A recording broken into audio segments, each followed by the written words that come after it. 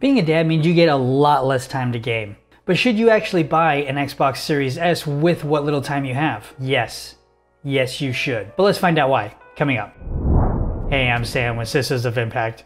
I believe that gaming as a dad should be about relaxing and recharging, so we can give our best to our families. I do that by helping busy dads figure out what games are the best so they can relax and decompress from their day-to-day. I remember when I was a kid and it was Christmas morning, and I remember running down the stairs and I see Mario just sitting there on the screen. He was sitting there on level 1-1 on my very own Nintendo Entertainment System. Although I loved video games up to that point, I already had an Atari and a Commodore.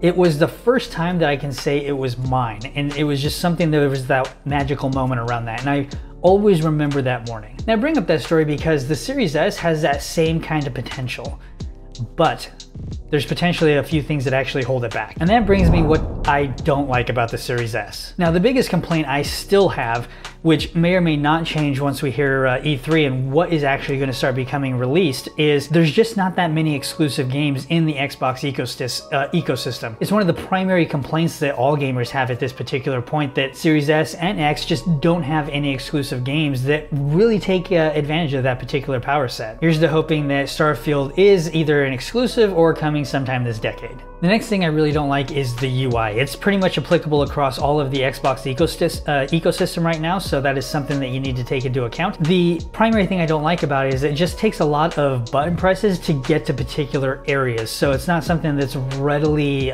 easy to get around. But there was a recent addition in the most recent update here in May that I'll get into in the likes section. Now the next thing I really don't like, and this is more of a theme around storage, is that the system itself only comes with 512 gigs, so you're looking at about 360 usable out of the box.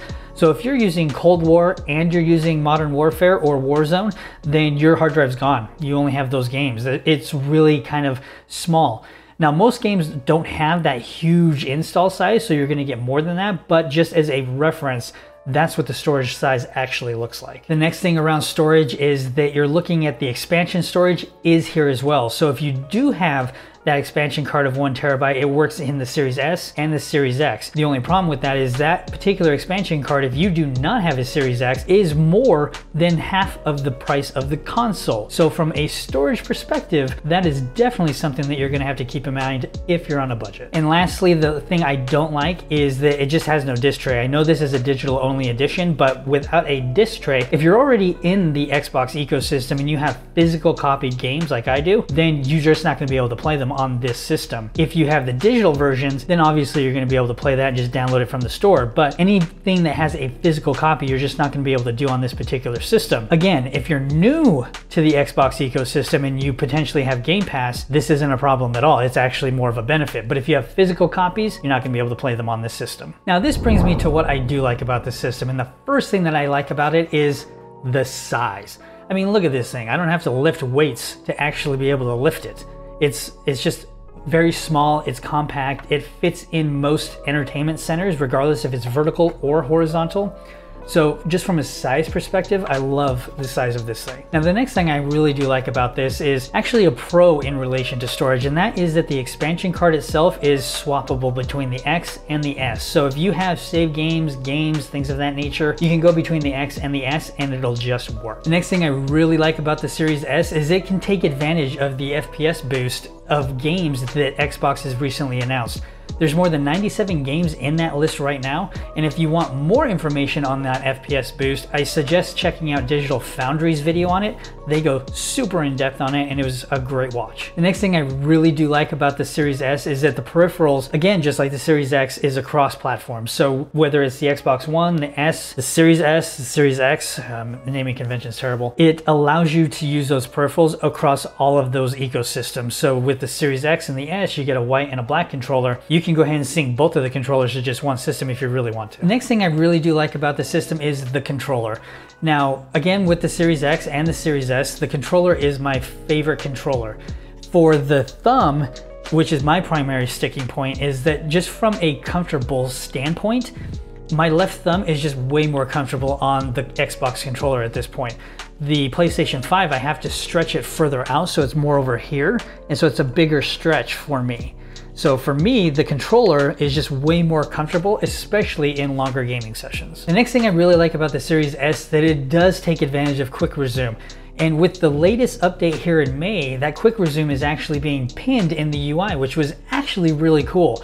So you can go in there and look exactly at what the games are that are sitting in quick resume, and then you can jump between them if you really want to. Another thing I really like about the Series S is just the backwards compatibility. Just like I said with the Series X, it is able to play the back catalog, and it's massive in terms of that catalog. Now, again, if you don't have physical copies, this is more ideal for you if you have a lot of digitals, but if you have physical copies, then it's not as good as a benefit that it potentially could be as it is with the Series X. Now, an area that has been a big complaint for most people or most gamers when it comes to the Series X and the Series S is the amount of exclusive games coming to it, or the lack thereof. So me personally, some of the games that I'm looking forward to are things like Halo Infinite, Avowed, Fable, the Callisto Protocol, Bright Memory Infinite, if I could speak properly, that'd be great. You're looking at Hellblade 2, Stalker 2, Dying Light 2, State of Decay 3. We also have E3 coming up here in June, where you're starting to look at maybe Starfield will be announced as a potential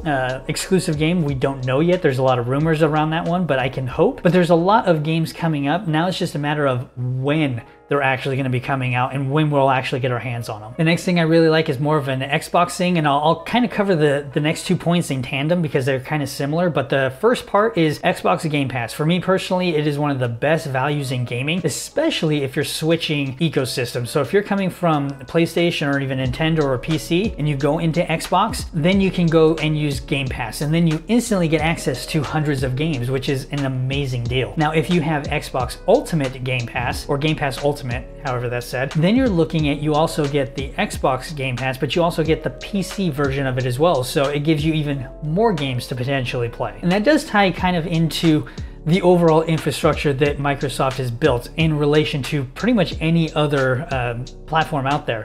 So the things that I'm looking at here when it comes to Microsoft's infrastructure is things like cross-gen saves. If you had to try Spider-Man or Avengers on the PlayStation ecosystem, coming from the 4 over to the 5, that was not the best user experience I've ever had. It was a lesson in frustration, and I'm pretty sure Carissa wanted to kill me. Whereas with the Xbox ecosystem, and I'll just use Mass Effect as an example because I'm playing that right now, as I'm moving between the S and the X because I'm playing it on both systems, the save game is just showing up every single time I switch systems, and it just works. So I'm not having to put extra work to get that save to actually work for me. And that brings me right into the next piece of that infrastructure, where it is the smart delivery. So if you have an S or an X or just an Xbox One or an Xbox One X, then you're looking at the system automatically looks at what kind of console you have and then says, hey, you should deliver this one, and it'll go ahead and download that particular version of the game. You're not having to think too much about what version of the game you're actually having to download. You just go and download it, and it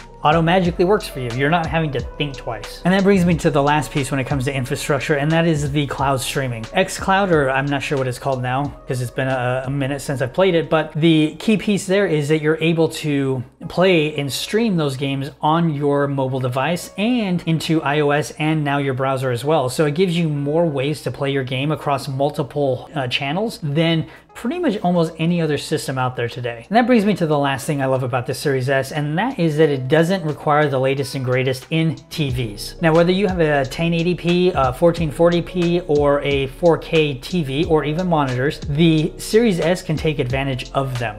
Now, it's not like the Series X where it has a very stiff requirement on what you'll need as a TV to get the most out of the system. The Series S, you can have, pretty much any kind of system. The key piece here is that it needs HDMI 1.3 to fully take advantage of the Series S, which allows you to go up to 1440p at 120 refresh rate. That is the only real requirement. Even that isn't really necessary for the Series S because most games aren't taking advantage of that at this point in time. Which brings me to the ultimate verdict. If you didn't catch it at the beginning, it is that should you buy the Series S? And the unequivocal answer is yes.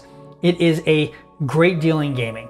Now, the primary point that you need to keep into account is what are you coming from? Now, if you're new to Xbox and you're coming into the Xbox ecosystem, the Series S is pretty much a no-brainer at this point. You're looking at the Series S itself. You can go ahead and look at Game Pass because it gets you just a ton of games right off the bat. You won't really need to deal with the expansion storage up front. That is something that can come later. So I wouldn't necessarily say go and buy a $200 plus expansion storage card for the Series S. I would say use the storage that it has internally and then scale as you continue to go into the ecosystem. Now, if you have an Xbox One, the OG version, or even the updated version, then again, it's a kind of a no-brainer here. Go ahead and upgrade to the Series S. Now, if you have a lot of physical games, this can be where it's a kind of a caveat because you won't be able to utilize all those back catalog of physical games. But again, it's also one of those things where you still have the Xbox One that you'll be able to play some of those things on. Or if it's already on Game Pass, you can go ahead and just play it off there anyway. So it really depends on the original Xbox and how much of those physical copies that you have. Otherwise, I would say go ahead and just jump into the Series S and continue